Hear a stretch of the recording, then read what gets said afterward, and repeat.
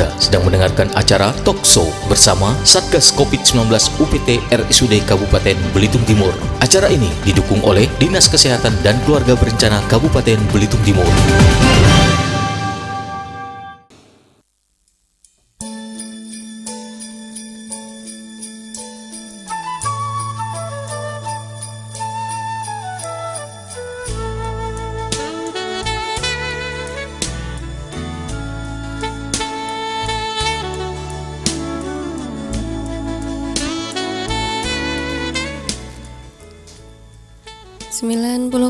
FM Sisnet Radio. Assalamualaikum warahmatullahi wabarakatuh. Halo, selamat pagi pendengar Radio Sisnet ya, dimanapun saja Anda berada. Jumpa kembali di kesempatan pagi hari ini, tentunya masih dengan kebersamaan Mama Uli di programnya Talkshow. Ya, untuk di kesempatan hari ini bertepatan di tanggal 28 April 2020-nya. Ya, Mama Oli informasikan dulu cuaca di seputaran Sisnet Radio ya, di pagi hari ini mendung dan rintis. Mudah-mudahan cuacanya bisa mendukung dan supaya Sisnet Radionya bisa tetap mengudara dan di acara Talkshow ini bisa sampai dengan tuntas nanti. Baik, di kesempatan pagi hari ini tema kita yaitu tentang seputaran COVID-19 pada kehamilan. Dan Mama Oli juga mengundang partisipasi pendengar Radio Sisnet semuanya untuk ikutan bergabung ya, yang mau bertanya bersama dokter. Di sini sudah hadir narasumber kita ya. Siapakah? Pastinya penasaran ya. Ya, kita perwakilan dari UPT Rumah Sakit Umum Daerah Kabupaten Belitung Timur, dan sudah hadir di Sisnet Radionya bersama Dr. Edward Haryadi. Selamat pagi Pak Dr. Edward. Selamat pagi. Ya, selamat pagi Pak Dokter. Selamat pagi, Bu. Ya, suaranya belum keluar ya. Coba ini mic-nya. Selamat pagi, Bu. Okay. Ya. Iya. Selamat datang kembali di Sisnet ya Pak ya. Selamat datang. Ya, untuk yang keberapa kali nih Pak? Untuk yang kedua kalinya. Oh, kedua kali. Ya, gimana kabarnya pagi hari ini? Sehat, baik Sehat, saja. alhamdulillah ya. Iya, kita nanti bakalan berbincang-bincang tentang seputaran COVID-19 pada kehamilan ya Pak Dokter ya. Siap. Ya, jadi mungkin ada pendengar juga yang bingung nih, yang ibu-ibu hamilnya ya, di suasana COVID ini ya Pak ya, gimana cara pemeriksaannya, nanti takut ketular atau gimana gitu Pak ya. Karena katanya sih kalau ibu hamil itu lebih rentan ya Pak ya. Iya, benar. Oke deh, jadi sekali lagi Mama Uli undang ya partisipasi Anda semuanya yang mau bergabung di 085924946896-nya. Boleh bergabung via telepon langsung ya, ataupun juga SMS, dan juga boleh chat lewat via WA-nya. Ya, untuk temanya masih seputaran COVID nih, karena lagi bukan demam panggung, demam-demamnya virus 19 nih Pak ya, COVID-19 ya Pak Dokter ya. Betul. Masih belum hilang. Enggak tahu ini presentasinya menaik atau menurun sekarang ini ya Pak Dokter ya. Gimana nih presentasinya Pak Dokter? Jadi kalau jumlah pasien COVID ini kan yang terdata itu kan memang yang terkonfirmasi kan. Yang terkonfirmasi ya. Cuman kan masih banyak kita ini OTG yang mungkin masih di jalan-jalan, yang masih mungkin perlu ditelusuri lagi barangkali. Iya, ada yang belum terdeteksi ya Pak ya. Iya, mungkin di daerah kita cukup untuk hubungan keluar itu kan mungkin cuma 1 pintu atau 2 pintu melalui bandara dan pelabuhan, mungkin relatif aman. Iya, lebih bisa di ini ya Pak kontrol. ya. Kalau jalur darat kan susah. Kalau jalur darat di kota-kota yang besar, yang padat itu mungkin yang agak lebih sulit. Iya. Oke deh, jadi untuk sebelum kita berlanjut ke penelpon, mungkin Pak Dokter menjelaskan dulu ya seputaran COVID-19 pada kehamilan nih Pak Dokter ya. Ya, karena pandemi virus corona ini Pak ya, COVID-19 ini mengancam semua orang ya, tidak terkecuali ibu hamil ya. Iya. Itulah jadi biar nggak was-was atau gimana pada ibu hamil nih, apa yang harus dilakukan gitu. Silakan Pak Dokter. Sebetulnya pada prinsipnya antara ibu hamil dengan tidak hamil itu sama saja. virus ini bisa menyerang siapa saja. Siapa saja. Ya, baik itu anak, dewasa, tua dan muda. Nah, pada prinsipnya ya karena virus ini menyebarnya melalui droplet kan, ya kita tetap harus seperti yang dianjurkan oleh pemerintah dan instansi-instansi kesehatan yang menjadi leadership dari negara kita seperti Kemenkes, kita ikuti aturannya saja seperti kita harus social distancing, menjaga jarak, stay at home, ya tinggal di rumah, mengurangi kontak dengan dunia luar. Ya, itu akan relatif lebih aman selama masa pandemi COVID ini. Ya memang kita ketahui ibu hamil sendiri mempunyai resiko untuk terkena itu menjadi lebih rentan karena kita tahu bahwa ibu hamil itu daya imunnya memang terjadi perubahan, menurun ya, mungkin ya Pak ya. Bisa ya lebih relatif lemas, menurun, gitu lebih ya. lemah, lebih menurun dan lebih banyak keluhan-keluhan. Nah itu sangat untuk susceptibilitas lebih terhadap gampang menerima virus tadi ya iya, Pak ya. akan lebih gampang menerima virus tersebut. Itu kita juga di Indonesia juga menyadari ini dari perkumpulan kita obstetri dan ginekologi ini sudah membuat rekomendasi-rekomendasi yang tujuannya memang supaya ibu hamil ini lebih safety untuk terhindar dari COVID ini. Itu selama hamil, selama persalinan, selama nipasnya dan juga untuk tenaga kesehatan yang mungkin bersentuhan dengan ibu hamil ini sudah dibuat rekomendasi-rekomendasi khusus. Seperti misalnya tadi secara umum yang saya katakan tadi seperti social distancing itu memang anjuran-anjuran secara umum. Kemudian sekarang ini untuk istilahnya ANC antenatal care, artinya pemeriksaan kehamilan itu sudah mulai kontak dengan di rumah sakit itu sudah mulai dikurangi. Jadi kalau memang tidak ada keluhan apapun, biasanya kita tidak menganjurkan untuk ke rumah sakit untuk pemeriksaan kehamilan.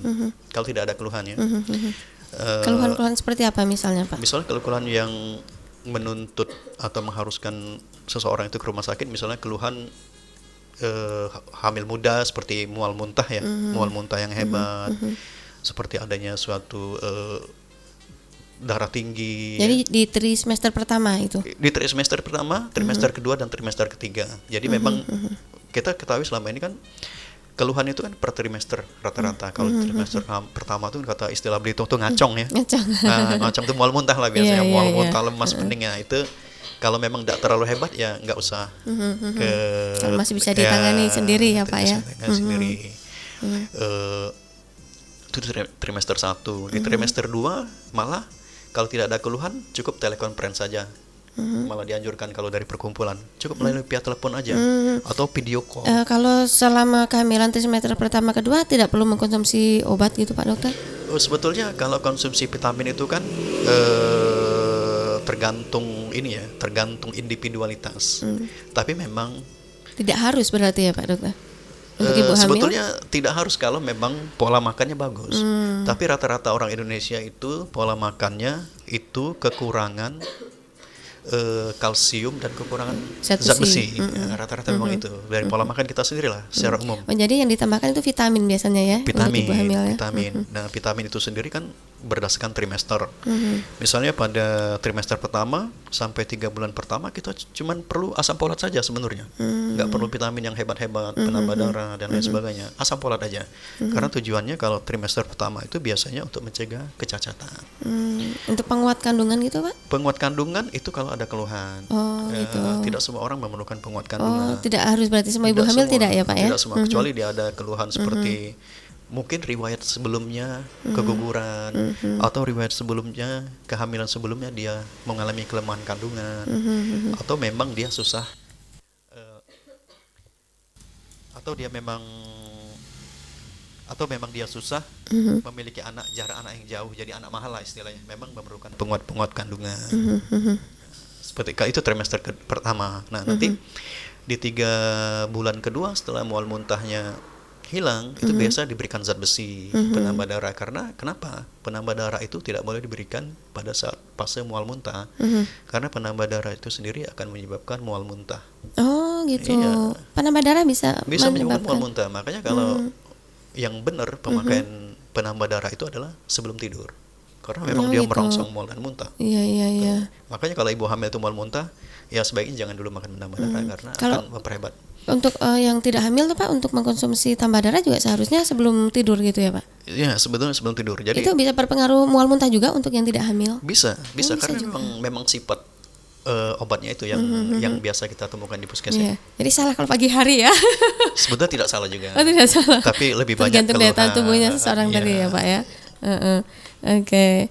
Jadi disarankan untuk ke rumah sakit apabila sudah mengalami gejala tadi Pak ya? Ya, jadi prinsipnya ANC antenatal care itu pada trimester pertama kalau tidak ada keluhan tidak perlu. Trimester kedua kalau tidak ada keluhan ya tidak perlu, cukup telekonferensi saja, telepon via telepon, by WA. Nah, yang wajib itu di trimester ketiga. Nah, anjuran dari perkumpulan FOGI itu di 37 minggu. FOGI itu apa Pak? Persatuan Obstetri dan Ginekologi Indonesia. Jadi ini kan perkumpulan dokter-dokter spesialis kandungan ya. Iya. Nah, jadi dia membuat rekomendasi yang tadi saya bilang bahwa trimester ketiga yang memerlukan pemeriksaan di 37 karena ini trimester ketiga itu berarti usia kandungan berapa bulan? 9 bulan. Oh, 9 bulan. Dalam hal ini di 37 minggunya fokusnya karena ini bertujuan untuk merencanakan persalinan. Karena kita tahu bahwa ibu hamil itu kan ada kadang-kadang diperiksa, ada yang sungsang, ada yang lintang, ada yang lilitan tali pusat, ada yang ketubannya sedikit, ada yang darahnya mungkin tinggi. Nah, itu membutuhkan. Itu bisa terdeteksi di usia yang trimester ketiga tadi ya Pak ya? Trimester ketiga, biasanya kebanyakan di trimester ketiga. Nah, ini kan memerlukan perencanaan cara persalinannya, apakah nanti persalinannya operasi normal atau sesar gitu ya? Seperti itu. Kalau di trimester ketiga sudah ketahuan sungsang, bisa nggak dibenerin gitu Pak? Sebetulnya manipulasi sungsang itu bisa dilakukan. Manipulasi sungsang itu disebut bisa dilakukan manuver untuk mengembalikan posisi sungsang itu ke posisi kepala. Ya, itu harus dilakukan oleh dokter di rumah sakit. Tapi biasanya itu dilakukan pada periode-periode 34 mingguan dan 8 bulan setengah karena di situ yang diperlukan pada saat tindakan untuk memutar posisi kepala, posisi bokong menjadi kepala, sungsang menjadi kepala itu kan diperlukan air ketuban yang cukup. Kemudian diperlukan asesmen pemeriksaan bagaimana tali pusatnya. Kalau misalnya tali pusatnya pendek atau dia terlilit, itu tidak bisa. Karena tindakan memutar itu sendiri, misalnya sungsang menjadi kepala itu harus dilakukan di rumah sakit, biasanya di kamar operasi. Karena begitu kita sudah memutar, kita harus memantau detak jantung bayi itu. Misal detak jantung bayi itu menjadi gawat, kan kita harus segera melakukan tindakan yang harus dilakukan dalam 30 menit pertama. Nah, itu, contohnya? Ini kalau saya di rumah sakit kita sendiri saya belum bisa melakukan. Dikarenakan kan banyak alat-alat bantu yang harus kita siapkan, seperti alat pendeteksi, kemudian kecepatan kita harus melakukan tindakan operasi, persiapan lainnya yang mungkin kita dalam kedepannya akan kita tingkatkan. Untuk saat ini belum, tapi ke depan kita akan ke arah sana. Iya, jadi di usia 8,5 bulan Pak ya, kalau sungsang masih bisa diperbaiki asalkan sesuai dengan tadi tali pusatnya, tali pusat, ketubannya juga. Kalau memang tidak bisa pas usia 8,5 bulan tadi sudah diputuskan untuk sesar mungkin ya Pak ya. Nah, sebetulnya pertimbangan untuk sesar atau tidak pada kehamilan dengan sungsang itu ada toolsnya, ada alat bantunya. Biasanya kita menggunakan ada skornya. Namanya skor Zatuni-Andros. Jadi skor Zatuni-Andros adalah suatu tools atau alat bantu yang disusun oleh ahlinya, ahli obstetri dan ginekologi yang untuk memprediksi keberhasilan persalinan sungsang secara perpaginan normal. Bisa emangnya Pak? Bisa. Tapi kita harus hitung-hitung dulu skor Zatuni-Andros itu. Berapa persentase keberhasilannya? Misalnya kita hitung-hitung sekitar 77% misalnya. Jadi masih bisa dilakukan. Masih kita coba tools namanya, kita lakukan tool atau try of labor. Misalnya try of labor kita ikuti kemajuan persalinannya, misalnya dengan partograf ya, dengan alat bantu partograf yang untuk memantau persalinan. Bila ada kemacetan ya kita stop, harus kita alihkan ke sesar seperti itu. Oh gitu. Oke, jadi kita kembali ke tema nih sesuai dengan temanya seputaran COVID pada kehamilan nih Pak ya. Jadi pengaruh virus corona pada ibu hamil tuh gimana nih Pak? Sebetulnya virus corona ini pada ibu hamil dan non hamil dia cara serangnya sama aja. Sama aja. Cuman susceptibilitas kekebalan ibu hamil ini yang mungkin sedikit lebih rendah dibanding ibu-ibu atau orang lain. Daya tahan tubuhnya tadi ya, Pak, ya? Tubuhnya, itu Ya, lebih lemah daripada orang-orang yang tidak hamil tadi ya, Pak, ya. Mekanisme penularannya, patofisiologi perjalanan penyakitnya juga tetap sama sih sebetulnya. Terus untuk efeknya sendiri, Pak Dokter, oh ini sudah ada yang mau bergabung, Pak Dokter. Ya. Iya, nanti kita lanjutkan ya untuk informasi selanjutnya nih, Pak Dokter. Oke. Kita kasih kesempatan yang mau menelpon nih. Halo, selamat pagi. Apa? Halo, terputus.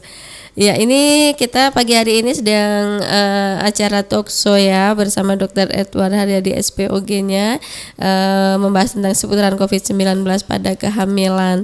Ya, jadi yang mau bergabung silahkan, mau ikutan bertanya-tanya nih, berpartisipasi di kesempatan pagi hari ini, melalui mengundang ya di jalur interaktifnya di 085924 946 896.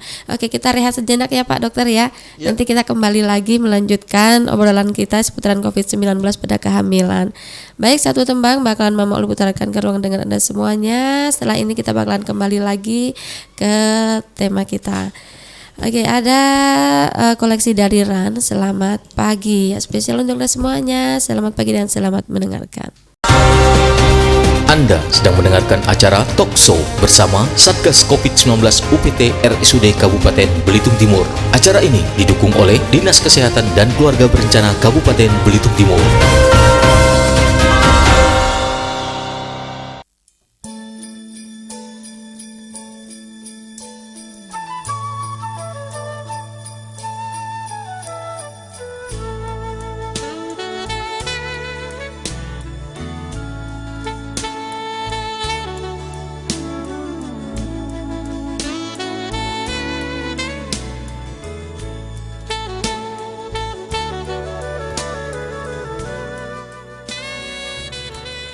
Ya, baik, kembali lagi masih di 90,5 FM Sisnet radionya.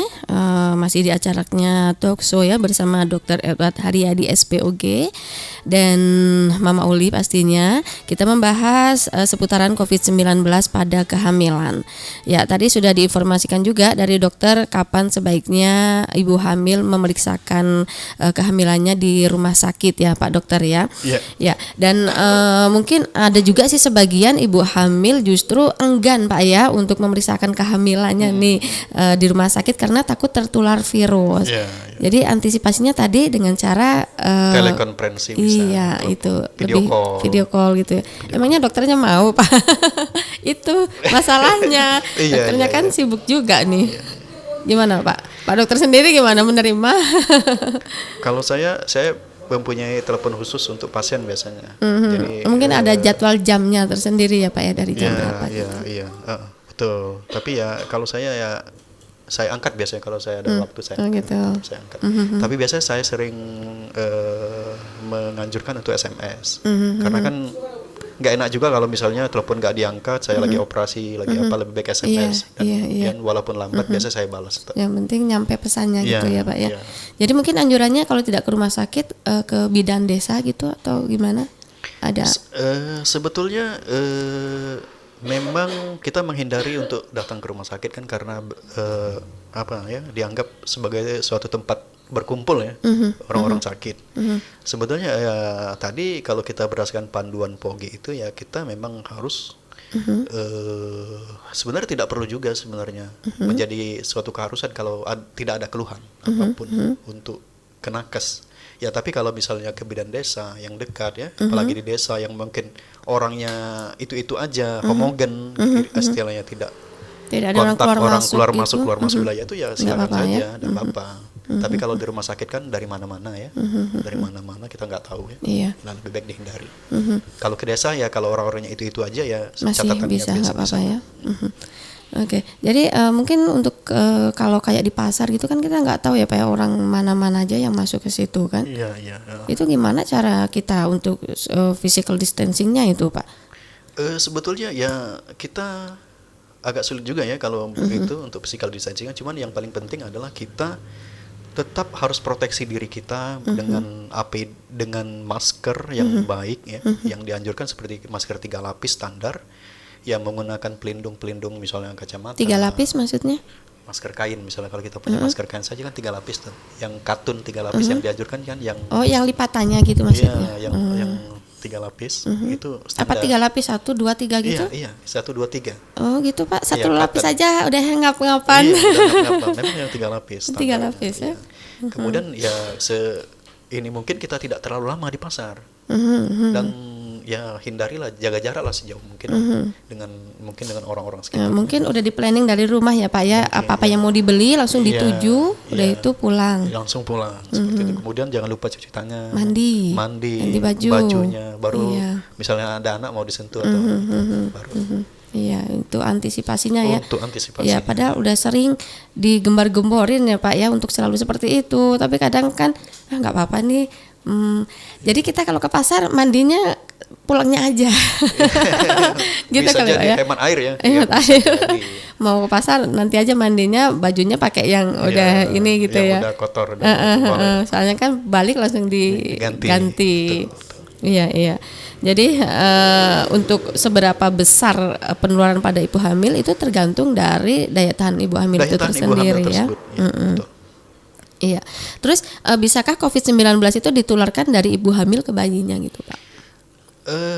Secara teoritis bahwa COVID ini kan dinyatakan pada ibu hamil itu untuk melalui penularan melalui saluran plasenta ya, saluran plasenta atau penularan yang istilahnya in utero plasenta transmisi itu memang sampai saat ini tidak terbukti, memang tidak ada untuk virus COVID-19. Jadi memang data-data yang ada saat ini itu dari ibu yang memang PDP atau terkonfirmasi COVID itu kalau melalui penularan melalui dalam perut ya itu Tidak ya. ada. Jadi proses penularan mungkin dari mulai dia bersalin itu itu mulainya dari mulai bersalin, mulai dia kontak. Kalau masih di dalam perut aman ya Pak ya? Aman.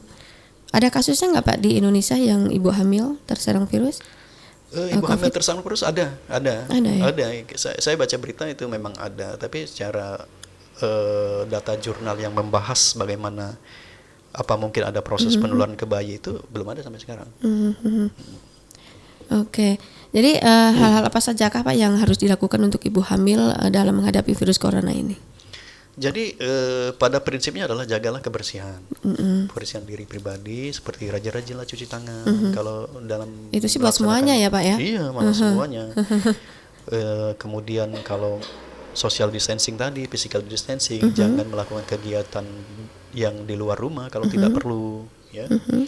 Kemudian kalau memang harus keluar rumah ya pakailah proteksi seperti masker minimal yang standar. Kemudian makan vitamin ya, kesehatan, jaga kesehatan, makan makanan yang bergizi. Kemudian kalau memang ingin cek kehamilannya ya jika ada keluhan tidak apa-apa. Bila perlu membuat suatu perjanjian atau assignment dengan nakes yang dipercaya, misal berbidan, misal pakai HP, telepon HP, SMS atau apa dengan bidannya minimal seperti itu. Seperti itu. Dan ya memang kalau ada keluhan ya tetap harus ke rumah sakit. Tapi sebaiknya menghindarilah rumah sakit karena memang secara statistiknya memang trimester 1, trimester 2 kalau memang tidak ada keluhan hamil ya nggak usah. Ya, soalnya di rumah sakit kan kita menghindari antrian tadi ya Pak ya. Antrian ya itu otomatis terjadi antrian itu. Ya memang kita tidak tahu ada nggak di antara orang antrian tadi yang terkena betul. virus tadi ya Pak ya. Iya. Sebenarnya orang-orang tersebut sebenarnya diri tidak tahu juga bahwa dia itu sakit sebenarnya, tapi mungkin dia pernah kontak yang dia tidak tahu dan nggak sadar gitu nggak kan. sadar. Soalnya kan bisa ditularkan lewat barang-barang juga kan Pak itu ya. Secara teoritis uang menyatakan juga kan bisa duit, juga kan. Ya uang, tadi barang, meja ini juga Meja, bisa, iya, kayu juga katanya lebih lama itu bertahannya untuk si virus tadi ya Pak ya. Karena virus ini kan dia medianya droplet, Menempel dia harus ada media, jadinya ya. Selama itu belum hilang atau kering, ya masih bisa dia di situ. Kalau itu memang kering misalnya atau bersih, ya dia mati. Apalagi kalau di tempat keramaian kan itu kita nggak tahu di mana aja kita pegang, kadang Pak ya di kursi kita pegangan kursinya Iya, mungkin. betul. Jadi untuk ibu hamil ataupun yang tidak sakit-sakit amat, jauhi dulu untuk datang ke rumah sakit ya Social Pak ya. distancing, Sosial. physical distancing. Physical distancing itu lebih ini ya Pak ya. Lebih aman. 2 meter. 2 meter Iya. kalau terpaksa. Kita semeter ini Pak. Aman ya mudah-mudahan ya, Pak ya. Aman, mudah-mudahan sehat semua kita. Iya. Terus gimana nih cara menangani persalinan pasien PDP dan COVID ini Pak? Ya. Sebetulnya rekomendasi dari Perkumpulan Obstetri dan Ginekologi Indonesia bahwa pasien dengan PDP atau terkonfirmasi COVID itu tata laksananya dengan operasi seksiosesaria. Jadi operasi seksiosesaria ini dengan syarat juga rumah sakitnya harus mempunyai ruang operasi dengan yang mempunyai alat tekanan negatif. Dan juga nakes yang melakukan pertolongannya juga harus memakai alat pengamanan diri level 3. Jadi dia harus masker yang N95, kemudian harus wajah hazmat dan yang lengkap proteksinya. Itu standarnya seksiosesaria. Kalau dia PDP atau terkonfirmasi COVID-19. Tapi pada rumah sakit yang tidak mempunyai Ruangan tadi? tempat kamar operasi yang standar COVID itu yang ada tekanan negatif, ya tetap dengan cara misalnya operasinya dengan mematikan AC dan membuat modifikasi khusus. Kenapa emangnya Pak AC? AC dianggap perputarannya kan di situ-situ aja. Matikan AC, perputaran ininya kan, perputaran hawanya kan dianggap bisa di situ-situ aja, apalagi AC sentral. Nah, modifikasi khusus itu misalnya dengan membuat suatu delivery chamber, artinya membuat semacam kotak plastik misalnya yang menutupi wajah gitu ya, supaya tidak terkontak kena. Itu untuk dokternya sendiri kan sudah lengkap nih. Lengkap. Terus si bayinya sendiri yang sudah dikeluarkan nantinya gimana itu Pak? Nah, apakah sudah timbul juga virus tadi, tertular virus? Bayinya begitu lahir harus segera dipisahkan dari ibunya. Ya, tidak boleh ada rawat gabung dalam ibu yang COVID. Tidak boleh. Inisiasi menyusui dini pun Tidak dilakukan. Ya bisa saja pasien COVID ini kan kalau pada keadaan terpaksa harus lahir normal kan, misalnya dia datang dan pembukaan lengkap.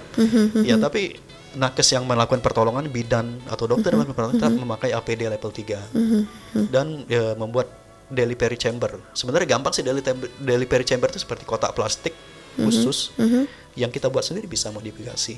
Itu sudah diajarkan sih sebetulnya, tapi ini mungkin baru akan kita buat barangkali untuk pasien-pasien yang, tapi alhamdulillah kita belum pernah berhadapan dengan persalinan ya, COVID. Pak ya. Kalau Ya, bisa ini jangan. seandainya mengandai-andai ya Pak ya. Ya, seandainya si pasien tadi ibu hamil sudah terkonfirmasi COVID-19 ya Pak ya. Di tahap dari semester ketiga. Jadi untuk daya tahan tubuhnya sendiri gimana itu Pak? Biasanya seperti apa itu? Jadi COVID ini ada range of symptom. Jadi gejalanya tuh range-nya kan luas sebetulnya. Jadi bisa dari hanya flu biasa sampai gangguan pernapasan yang berat, akut respirasi distress syndrome ya. Nah itu range-nya luas. Jadi kadang-kadang dia cuma flu biasa aja, malah tanpa gejala, bisa aja. Jadi range-nya luas. Jadi memang harus hati-hati deh dengan penyakit ini. Iya ya. Iya, memang ya gejalanya luas sekali. Iya, ini Tidak Mama Oli mesti juga flu, jadi paranoid, takut ya, gitu. Mama Oli bisa aja nanti tersangka COVID. Jangan Pak. Ya. Sudah saking takutnya, Ya. stres nanti bisa-bisa malah begitu Ya. Pak. Aduh. Iya, tapi sebetulnya gini, kalau dari perkumpulan kita sendiri kita menyusun suatu tools ya, alat yang objektif untuk men-screening COVID ini. Oke. Itu yang kita sebut sebagai early warning symptom ya, COVID-19. Jadi dia di situ ada tools yang berisi suatu tabel ya, berupa tabel yang berisi 8 item. Jadi 8 item itu di situ ada anamnesenya, daftar tanya jawabnya kepada pasien yang baru datang ke fasilitas kesehatan rumah sakit. Ada beberapa untuk anamnesenya, kemudian ada yang berupa pemeriksaannya, dan ada juga pemeriksaan lanjutan berupa CT scan, ronsen, dan pemeriksaan laboratorium. Nah itu, misalnya begitu pasien masuk kita akan lakukan ini screening EWS ini, early warning. Lengkapin dulu itu ya, lengkapin datanya. dulu, seperti adanya riwayat history of contact close contact atau kontak dekat dengan orang yang COVID atau orang yang baru datang di daerah zona merah. Nah, itu kita kasih skor nanti. Kemudian apakah ibu ini datangnya kita cek demam, itu kita kasih skor juga demam. Kemudian usianya itu akan kita hitung, jenis kelaminnya. Kemudian berapa tem tertinggi di rumah sakit. Kemudian kalau memang itu kita curiga, kita akan melakukan lanjutan dan pemeriksaan darah tepi. Ya. Dan bila perlu kalau memang dia menunjukkan ada suatu gejala yang berat, bisa kita ronsen atau bisa kita ingin melihat ada pneumonia atau tidak. Biasanya sih malah bisa sampai ke tahap CT scan kalau tempat-tempat yang mampu. Nah, nanti skornya dijumlahkan. Kalau misal skornya lebih dari 10 atau sampai dengan 10, ya kita suspected, highly suspected patient. Jadi kita akan anggap pasien ini kalau data-datanya memenuhi tadi ya Pak ya. Ya, kita anggap dia COVID, kita konsulkan ke tim COVID untuk membuktikan apakah dia COVID atau tidak. Iya. Jadi kalau untuk yang sampai sudah di tes swab gitu Pak ya? Apa? Ya, swab untuk ya. swab test adalah suatu metode untuk itu tahapan keberapa misalnya Pak, setelah diperiksa berapa kali baru dilakukan swab itu? Biasanya sih ini kan agak sulit ya, swab ini kan harus dikirim ya, dikirim ke tempat-tempat tertentu. Kalau kita Indonesia kita belum mempunyai suatu Jakarta mungkin ya. Local center. Di sini di mana Pak? Ke Jakarta ya? Kalau Belitung ke Jakarta, yang paling acceptable, yang paling mudah kita kerjakan ke Jakarta. Kan di Bangka sudah ada katanya, tapi kan jalurnya mungkin moda transportasi. Ya biasanya kadang-kadang kita lakukan untuk screening awal itu dengan rapid test, dengan cek darah. Itu rapid itu test. sudah bisa menunjukkan ya gejala-gejala itu ya Pak ya? Sebetulnya ya kita bisa lihat reaktif atau tidak. Kalau misalnya ada reaktif, mungkin bisa kita pikirkan untuk melakukan swab kalau memang ada gejala-gejala yang mendukung, atau mungkin kita ulang lagi, karena penggunaan reaktif reagent itu sendiri bisa positif bisa negatif kan. Berarti belum tentu akurat gitu ya Pak ya? Ya bisa jadi dikatakan gitu. Mungkin kata-kata yang tepatnya apa itu belum kita temukan. Oke. Jadi untuk kan pernah lihat juga langsung di jalan ada yang ambruk, itu berarti sudah yang parah gitu? Apa belum karena tidak diperiksakan sebelumnya? Sebetulnya kita lihat orang yang ambruk di jalan, kita belum tahu dia sakit apa. Belum tentu COVID ya Pak ya? Belum tentu COVID. Siapa tahu dia epilepsi kan? Epilepsi atau dia atau mabuk bisa jadi kan, atau dia belum makan, atau dia tergantung obat, atau ada penyakit lain. Iya. Bisa serangan jantung. Soalnya kan kalau kita lihat berita-berita di luar negeri begitu banyak yang pada tumbang gitu Pak ya, itu COVID kan Pak ya? Banyak gitu ke Pak? Sebetulnya harus dikonfirmasi. Harus dikonfirmasi. Akan lebih objektif sih. Kasihan pasien itu sebetulnya. Iya. Oke deh. Ya baik, Mama Oli masih mengundang ya partisipasi pendengar radio sini semuanya untuk ikutan bergabung nih, bertanya bersama Dr. Edwardnya, Pak Dr. Edward Haryadi SPOG. SPOG apa itu Pak panjangannya? Spesialis obstetri dan ginekologi. Oh, obstetri ginekologi itu sendiri apa? OG-nya tuh apa itu? Obstetri itu adalah mengurus hal-hal yang berkaitan dengan kehamilan, kandungan. Yeah. Nah, ginekologi itu adalah penyakit-penyakit tumor-tumor kandungan. Jadi kehamilan, pokoknya terkait dengan kehamilan dan tumor-tumor kandungan lah, seperti itu. Dan segala keluhan yang di sekitar itu. Oke, Mama kan belum begitu paham nih tentang PB-POGI itu apa tadi Pak? PB-POGI itu adalah, kalau singkatan dari PB-POGI itu adalah pengurus besar perkumpulan obstetri dan ginekologi. Jadi ini adalah wadah para dokter-dokter Obgyn, dokter-dokter SPOG di Indonesia. Perkumpulan ini nanti ada suatu komite organisasi yang mengatur, arah, pola kegiatan yang harus dilakukan para SPOG. Jadi dia istilah GBHN lah, garis-garis besar. Jadi yang dilakukan selama COVID ini apa itu Pak? Ya merekomendasi seperti itu. PB-POG ini merekomendasikan sebetulnya. Jadi bersama-sama mendukung kegiatan pemerintahan, membuat rekomendasi-rekomendasi yang didasari. Jadi didasari maksudnya bahwa POGI ini memfokuskan diri pada pencegahan dan pemutusan rantai penularan dari COVID itu sendiri. Jadi misalnya kalau ibu hamil, ya diusahakan ibu hamil ini supaya jangan terkena COVID selama kehamilannya. Gitu. Nah, dan juga ibu hamil ini bisa sehat tapi tetap terlayani. Nah, tapi kan ibu hamil ini supaya terlayani kan harus berhadapan dengan nakes. Jadi intinya ibunya tidak terkena COVID, dicegah dari COVID, dan juga nakesnya yang melakukan layanan juga tidak mendapatkan COVID dari ibu ini. Iya, iya. Kalau Jadi ibunya sembarangan kan nakesnya pasti kena. Iya, iya, untuk selama ada COVID ini, untuk kan biasanya ada kelas-kelas ibu hamil gitu, mungkin selama ini ditiadakan dulu atau gimana itu, Pak? Ya ditiadakan dulu lah sebaiknya. Ditiadakan dulu ya. Ya kalau bisa video call atau teleconference atau YouTube aja. Oh dibuat dari iya, sistem banyak yang bisa. sekarang jalannya ya Pak ya. Oke.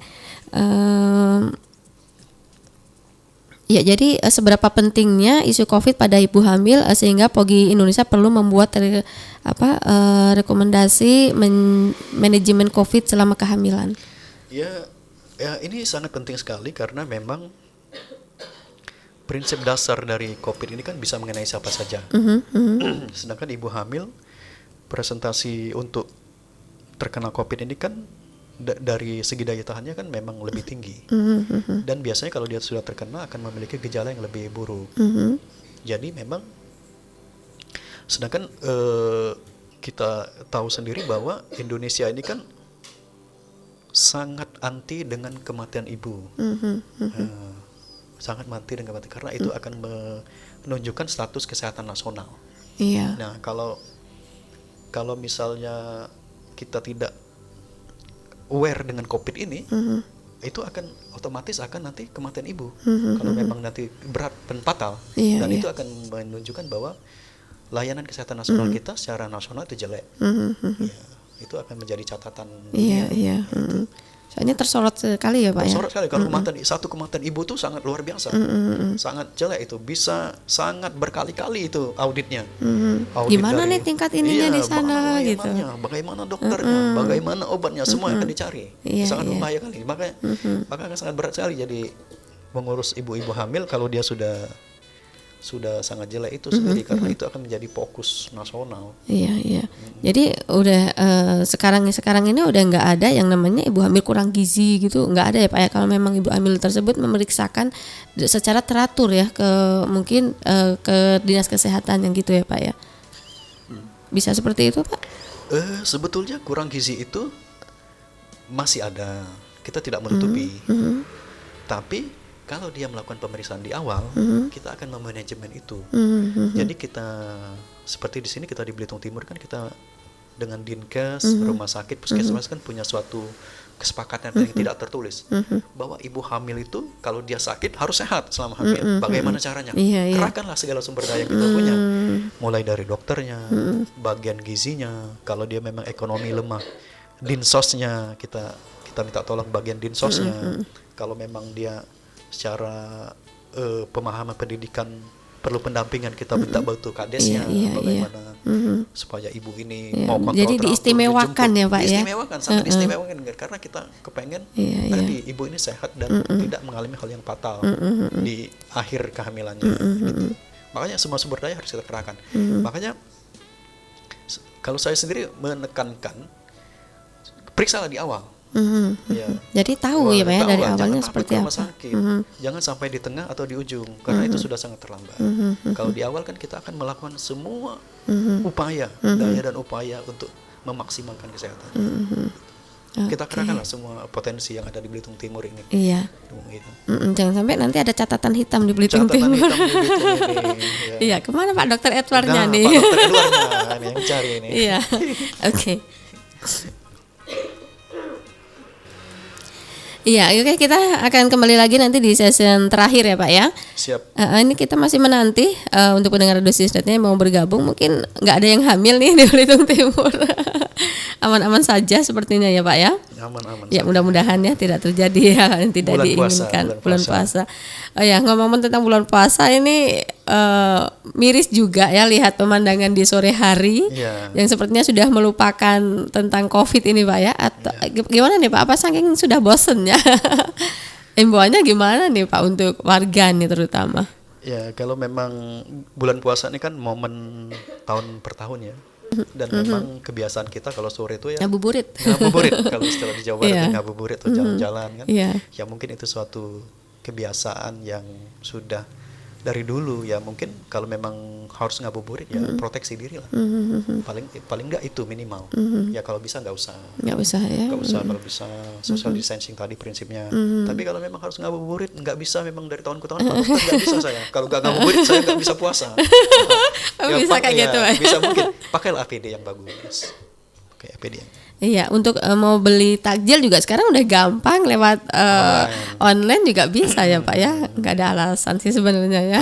tapi mungkin momen jalannya Iya, yang itu momennya itu Pak yang istimewa kan Pak. iya, dapat di bulan lain ya. Iya, jadi dari sebelum puasa kan kita sudah dirumahkan nih, suruh di rumah terus. Nih bulan puasa masa ya sama aja kayak gini Iya. gitu kan?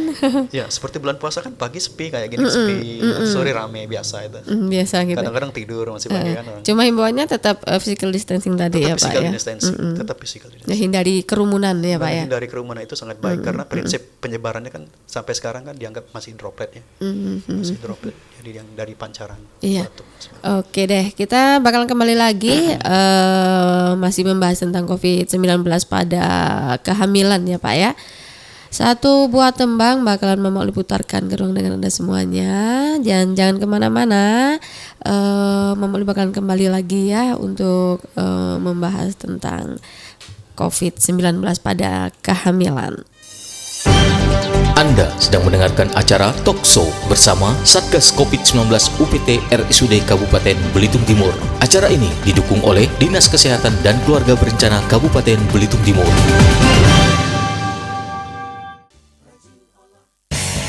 Anda masih mendengarkan Sisnet Radio, dipancarkan dari Jalan Merbabu nomor 69. Inilah Sisnet Radio, Radio.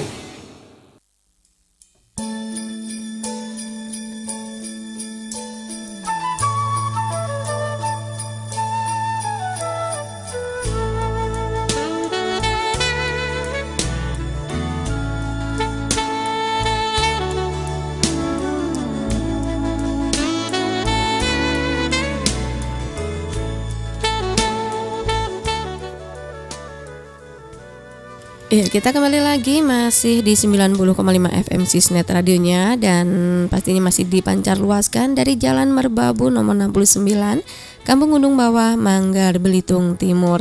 Ya, untuk saat ini kita sedang talkshow ya bersama UPT Rumah Sakit Umum Daerah Kabupaten Belitung Timur dan bersama juga narasumber Dr. Edward Haryadi SPOG yang membahas seputaran COVID-19 pada kehamilan. Tadi sudah dibahas juga ya dari Dr. Edward tentang bagaimana pengaruh virus corona pada ibu hamil, terus untuk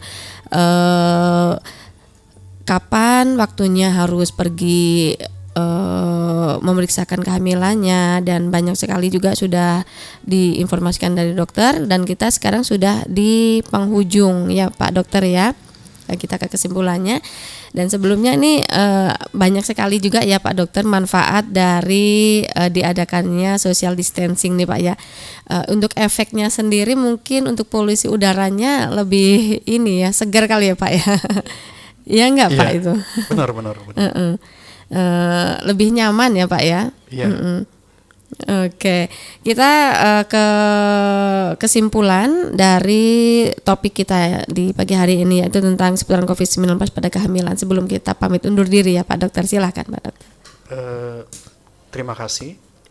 Untuk COVID-19 ini pada ibu hamil memang banyak pertanyaan-pertanyaan ya.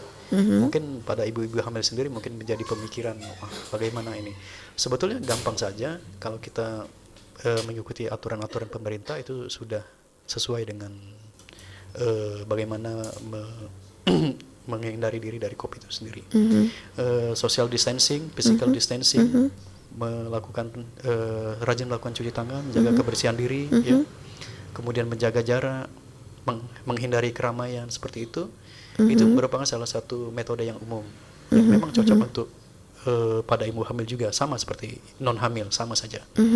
Kemudian untuk pemeriksaan kesehatan itu akan tetap diberikan asal memang ada keluhan-keluhan yang berat seperti mual muntah berat, sakit kepala hebat, pecah ketuban, kegawatan janin, atau ada penyakit-penyakit penyerta lain seperti diabetes mellitus dan darah tinggi, itu masih dianjurkan untuk tetap ke rumah sakit ya, dengan catatan-catatan tadi. Iya, ada keluhan-keluhan tadi ya Pak ya, yang tidak bisa ditangani sendiri ya Pak ya. Yang tidak bisa ditangani sendiri. Namun kalau memang tidak ada keluhan tersebut ya memang tidak perlu, sebaiknya tidak perlu. Di trimester awal, terutama di trimester awal dan trimester 2. Kalau di trimester 3 ya memang tetap menjadi wajib karena berkaitan dengan planning untuk perencanaan persalinannya. Jadi nantinya tujuannya adalah untuk pertama adalah untuk menghindari ibu dari terkena COVID ini sendiri, dari lingkungan atau dari orang lain. Kemudian untuk melindungi tenaga kesehatan sendiri dari potensi paparan COVID yang mungkin saja dibawa oleh ibu yang dari lingkungannya tersebut. Kemudian juga lingkungan rumah sakit sendiri juga masih merupakan salah satu lingkungan yang harus dihindari ya selama COVID ini, karena di situ banyak sekali orang-orang yang datang mendapat pelayanan kesehatan yang memang kita nggak tahu dari mana itu. Dan kebijakan POGI juga mendukung PB POGI seperti misalnya antenatal care USG yang memang tidak perlu kalau di trimester awal trimester 3 kalau tidak ada keluhan secara khusus, kecuali trimester 3. Dan setidaknya selama kehamilan untuk USG berapa kali itu Pak seharusnya? Seharusnya kalau standar selama ini kalau tidak ada COVID itu minimal 4 kali. 4 kali ya? 4 kali, satu di trimester awal, satu di trimester kedua, dan 2 kali di trimester ketiga. Ya, soalnya kalau dulu setahu Mama Oli USG untuk mengetahui jenis kelamin aja, ternyata tidak ya Pak ya? Ya seperti ini, trimester awal kita ingin mengetahui apakah di bawah 11 minggu terutama, itu untuk mengetahui apakah ibu ini hamilnya berkembang atau tidak. Di bawah 11 minggu, apakah kehamilan di luar kandungan atau tidak, itu di bawah 11 minggu. Kemudian 11 dan 13 minggu adalah USG lagi. Kalau dulu itu adalah usia terbaik untuk menentukan umur kehamilan yang paling tepat. Jadi umur kehamilan yang paling tepat itu akan bisa dihitung di 11 sampai 13 minggu. Kemudian nanti ada lagi USG lagi di 20 dan 24 minggu. Kalau di luar negeri 18 sampai 22 minggu. Ini keperluannya adalah untuk mendeteksi adanya kecacatan atau tidak. Jadi kalau misal ibu hamil pengen tahu, Pak dokter, anak saya cacat atau tidak, itu USG di 18-22 minggu. Bisa kelihatan itu bisa ya Pak ya. Atau 20 sampai 24 minggu. Di situ kita akan tahu bahwa dia cacat atau tidak. Kalau kurang dari itu masih dalam tahap perkembangan, masih dalam tahap perkembangan. Kalau lebih dari itu sudah besar sekali. Kita tidak bisa mendeteksi satu persatu kalau sudah besar sudah. Kalau untuk cacat tadi 20 sampai 24 minggu 20, gitu. Itu kan karena bawaan ya Pak ya, bukan berarti dari makanan yang kita konsumsi. Apa pengaruh juga dari makanan? Bisa dari makanan, bisa ya. Cacat bawaan dari makanan bisa di screening awal secara umum di 20-24 minggu kalau di Indonesia. Kemudian di 28 minggu kita akan mendeteksi adanya diabetes gestasional, terutama pada faktor-faktor resiko kehamilan sebelumnya. Misalnya punya riwayat bad obstetric history atau riwayat kehamilan jelek, atau punya riwayat darah tinggi atau obesitas ya, atau adanya IUFD, kita cek TTGO namanya. Tes toleransi glukosa oral. Jadi tujuannya untuk mengetahui apakah ibu ini mengalami diabetik gestasional atau tidak. Jadi sangat penting, karena kalau diabetik gestasional itu akan beresiko cacat juga pada bayi di trimester akhirnya, atau bisa menimbulkan kematian bayi yang tiba-tiba. Makanya kita cek di 28 minggu. Kemudian di 30 minggu ke atas biasanya kita akan lakukan cek biofisik profil bayi. Jadi pada ibu-ibu yang punya potensi kehamilan yang jelek, ya, dari riwayat sebelumnya, kita akan mulai men-screening, mengawasi ketat itu 30 minggu. Jadi kita akan melakukan cek profil biofisik profilnya di situ. Mungkin kita akan membuat jadwal seminggu sekali atau 2 minggu sekali, atau malah mungkin 2 kali seminggu, tergantung dengan kasusnya. Di situ kita akan melakukan tindakan CTG, melakukan tindakan pemeriksaan USG, biopsy profil, dan laboratorium. Karena pada kasus-kasus tertentu itu ibu bayi dilahirkannya malah di 34 minggu. 34 minggu. Bulan. 34 minggu itu berapa? 8 bulan setengah. Itu katanya kalau orang bilang muda. Hitungan muda, benar nggak Pak? Kalau belum 9, kalau 7 tua gitu, benar nggak sih Pak? Jadi ada istilahnya prematur, imatur, prematur, matur, dan postmatur. Ya, imatur itu biasanya di bawah 28 minggu. Itu disebut imatur. Prematur itu di 28 sampai 37. Itu Kalau di bawah berapa itu disebut berapa prematur. bulan misalnya? 7 bulan sampai 8 bulan tuh itu range-nya itu prematur. Di bawah itu di bawah itu imatur. imatur berarti itu. Biasanya kalau di bawah 7 bulan bisa diselamatkan nggak Pak? Oh, nggak bisa. Nggak bisa ya? Karena Belum utuh mungkin atau gimana? karena fungsi paru terutama, fungsi paru dan fungsi ginjal. Lever, fungsi paru, fungsi ginjal dan fungsi otak. Kalau prematur masih bisa ya Pak ya? Prematur tergantung di usia kapan. Mhm. Jadi prematur itu tergantung di usia kapan dia prematurnya. Kalau dia prematurnya di 34 minggu, oh itu kalau di luar negeri sudah dianggap matur. Kalau di Amerika itu sudah dianggap masa. Kalau kita masih dianggap prematur. Kalau di luar negeri itu sudah dianggap Kenapa matur. beda? Karena di situ di Amerika, di luar negeri itu, di Amerika ya, karena mereka punya NICU, neonatal intensive care. Buat apa itu? Jadi untuk merawat bayi-bayi yang kurang bulan. Di Indonesia belum ada ya Pak? Ada sih, cuman Ada di rumah sakit tertentu. rumah sakit besarnya, rumah sakit proyek pemerintah, rumah sakit Kemenkes lah. Iya. Kalau rumah sakit seperti kita masih menganggap itu prematur, masih resiko. Jadi tergantung prematuritasnya. Kalau misalnya prematurnya di bawah 32 minggu, nah itu yang paling berbahaya. Karena biasa di bawah 32 minggu kalau memang terpaksa lahir biasa kita sesar. Karena kalau dia perbaginam dianggap tekanan pada kepala itu akan tinggi, itu akan menyebabkan terjadi nanti CP. Ya, Apa itu? Kejang. Oh, kejang pada? Kejang pada anak. Jadi dia pada kejang-kejang anaknya. terus. Ya, itu. Kalau dia di atas 32 minggu bisa lahir normal. Bisa enggak apa-apa tanpa sesar. Tapi biasa tetap kebijakan kita harus sesar. 34 minggu. Iya. Itu pada kasus-kasus yang berat. Misalnya darah tinggi yang hebat dengan HELLP syndrome misalnya. Karena HELLP syndrome itu kan ada gangguan darah tinggi pada ibu hamil. Itu tidak boleh lahir normal ya Pak ya? Kalau darah tinggi ya? Kejang pada kasus-kasus preeklamsi berat dengan perburukan terutama dengan komplikasi pada ibu, perburukan. Misalnya ada gangguan ginjal, ada gangguan pembekuan darah, otak, hati, lever. Itu tidak bisa lahir normal. Harus dilahirkan dengan sesar karena dia bisa kejang nanti. Kalau kejang, kontrol pernapasan terganggu, bisa meninggal. Iya. Oh, ini di penghujung udah ada yang mau gabung. Kita kasih kesempatan satu ya Pak ya. Boleh. Oke. Halo, selamat pagi. Iya pagi Mama Oli Iya, dengan siapa ini? dengan Mama Viren. Mama Feren di seputaran mana, Ma? Ini dari Pancur. Dari Pancor. Silakan, Ma. Yang mau ditanyakan sama Pak Dokter Edwardnya nih. Oh ini tadi aku kan barusan dengar kalian kan bicara tadi masalah hamil yang ada prematur 7 bulan. Terus Iya. ada prematur apa tadi katakan? Iya, prematur apa, Dokter? Amatur? Ya, imatur, prematur, matur dan postmatur. Oh iya gini kan saya pribadi pernah kan saya punya anak 2 ya dong ya. Yang pertama prematur 7 bulan bayinya. 28 minggu.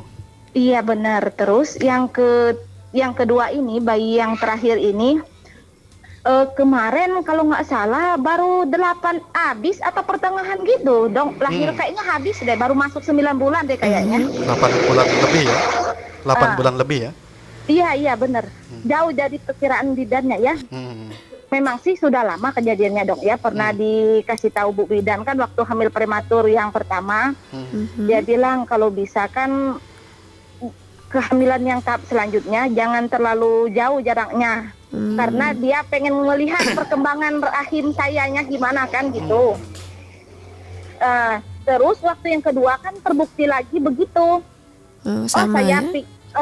Saya pikir gini, mungkin memang apa ya waktunya lah gitu ya. Iya. Intinya aja saya mau bertanya ini ya dok ya. Iya. Apa sih sebenarnya masalah dengan rahim saya misalnya yang dok ya?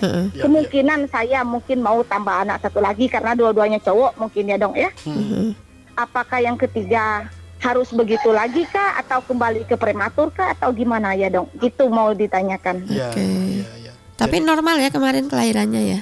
Normal sih, tapi cuman itulah masalahnya suka nggak sesuai gitu maksudnya Mama Oli. Oke deh. Yang 7 bulan berat lahirnya berapa Bu? 1100.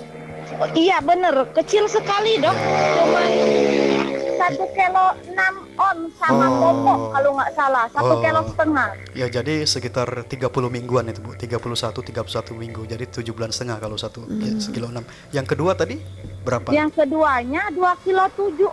Oh, 6 on kayaknya gitulah. Oh itu Itu bisa normal ya, dokter, ya? normal itu sudah mungkin sekitar 36 37. Iya normal Ya. sih, tapi yang kedua ini saya kalau nggak salah pendarahan dok sedikit sih. Oh iya pendarahan ya. Heeh. Jadi seperti ini Bu. Iya. Saya jawab ya. Iya, Jadi iya. pada ibu-ibu tertentu memang untuk kehamilannya itu memang ada faktor-faktor di ibu tersebut adalah faktor anatomi, gangguan faktor anatomi ataupun faktor faktor anatomi artinya faktor rahimnya Bu. Oh iya Ya. benar-benar ada juga gitu. Ha. Ya, jadi biasanya kalau memang artinya prematuritas berulang, kita harus curiga bahwa terjadi yang disebut sebagai inkompetensi serviks. Inkompetensi serviks Bu. Jadi inkompetensi serviks itu di mana panjang mulut rahim ya, Iya. porsinya itu pendek di bawah 2,5 senti. Jadi memang pada kasus-kasus inkompetensi serviks itu porsinya mudah melunak, mudah matang sebelum waktunya. Jadi Iya, pendek. iya, iya. Nah, jadi dengan adanya beban kehamilan, mulut rahimnya tuh terbuka lebih cepat karena pendek. Nah, kemungkinan ibu mengalami ini karena sudah 2 kali ya. Mengalami Iya ini. makanya saya takut ada yang lain ya dok. Iya. Ya maaf kita nggak tahu. Iya, dan ini disebut sebagai inkompetensi serviks kalau memang ke arah situ, rata-rata secara umum. Nah, kalau memang ibu pengen hamil lagi, bisa, tidak apa-apa. Tapi ibu harus kita pastikan panjang serviksnya nanti. Biasanya kita akan men-screeningnya di 6 bulan.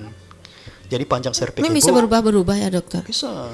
Panjang serviks itu di screening di 6 bulan ya. Kita lihat panjangnya. Kalau Iya. memang dia di bawah 2,5 cm ya. Di bawah 2,5 cm biasanya kita akan melakukan ligasi serviks, Bu. Ligasi diikat serviksnya. Oh gitu. Diikat, dijahit. Berarti gini dok ya. Kalau saya seandainya dok ya ada pengen hamil lagi, otomatis saya sebelum hamil saya kontrol dulu gitu intinya Kontrol dok ya. dulu untuk cek persiapan kesehatannya dulu ya. persalinan. Nanti Oh, begitu. ya, nanti di titik poinnya di 6 bulan kita akan melakukan pemeriksaan transvaginal, Iya, akan iya. melihat panjang mulut rahimnya. Kalau mulut rahimnya pendek, mungkin kita sarankan untuk nanti memakai penguat dan ikat rahim. Oh Ya. begitu. Oh, bisa Nanti diatasi ya?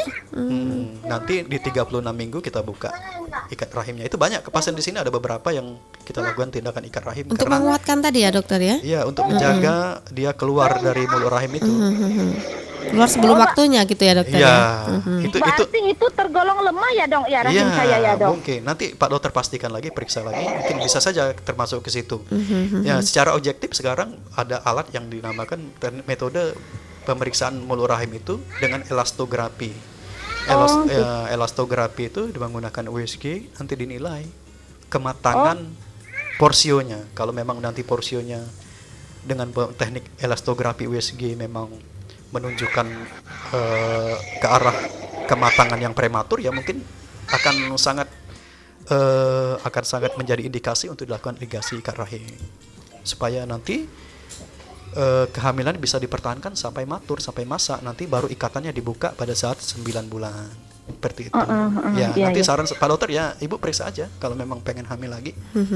Iya. Oh gitu ya dong. Ya cuman ada was-was. Was-was ya? Ada rasanya 2 kali gimana. soalnya ya. Iya bener. Jadi ada takut lah intinya dok begitu. Ya, ya nggak apa-apa Bu, nggak apa-apa. Ya, yang penting konsultasikan saja ya ke dokter yang ibu percaya aja ya, yang ibu Iya, kenal iya. gitu ya. Oke. Terima kasih ya dok ya. Sama-sama Bu. Yuk, terima kasih Mama Uli. Terima kasih kembali Mama Iya, Firan. Assalamualaikum. Waalaikumsalam warahmatullahi wabarakatuh. Iya, itu kenapa biasa sih dokter kalau udah melahirkan terus pendarahan tuh kenapa itu dok? Ya, pendarahan ini ada yang disingkat pendarahan itu biasa ya sebenarnya, tapi ada yang pendarahan yang patologis. Kapan dikatakan patologis? Itu patologis dalam istilah disebut sebagai HPP, hemoragi postpartum, itu apabila pendarahan setelah melahirkannya sama dengan atau lebih dari 500 cc.